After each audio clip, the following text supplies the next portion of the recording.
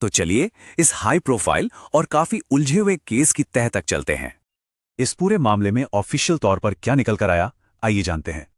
तो ये है इस करीब 5 साल लंबी चली जांच की एक छोटी सी टाइमलाइन। तो सब कुछ शुरू हुआ इसी दुखद खबर से, जिसने वाकई पूरे देश को हिला दिया था।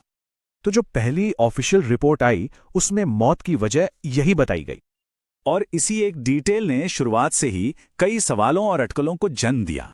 सुशांत के पिता ने एफआईआर दर्ज करवाई, जिसके बाद ये केस सीबीआई के हाथों में चला गया। और इन्हीं गंभीर आरोपों ने सीबीआई जांच की दिशा तय कर दी। फिर इस जांच में एक और एंगल जुड़ा, ड्रग्स का, और एनसीबी की एंट्री हुई। अब देखिए जांच का दायरा कितना बड़ा था। इन सभी एंगल्स को खंगाला गया। फैक्ट्स को वेरीफाई करने के लिए जांच में पूरी तरह से फॉरेंसिक तरीकों का इस्तेमाल हुआ।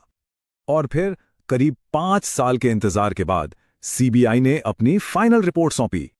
तो जो सबसे बड़ा सवाल था उसका जवाब मिला कि किसी भी साजिश का कोई सबूत नहीं है। एम्स की फॉरेंसिक रिपोर्ट इस केस में एक बहुत ही अहम सबूत बनी।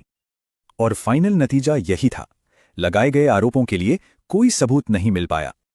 तो 5 साल बाद जांच घूम फिरकर वहीं आ गई जो 2020 की शुरुआती फाइंडिंग थी। लेकिन फैसले से असहमत लोग आज भी इन अनसुलझे सवालों की ओर इशारा करते हैं। इस केस ने एक और बड़ी बहस छेड़ी, हाई प्रोफाइल मामलों में मीडिया के रोल को लेकर। कानूनी तौर पर इसका मतलब है एजेंसी की तरफ से केस बंद है, पर यह कोर्ट का आखिरी फैसला नहीं है। इस केस का असर सिर्फ जांच तक ही सीमित नहीं रहा, इसने इन जरूरी मुद्दों पर बहस छेड़ दी।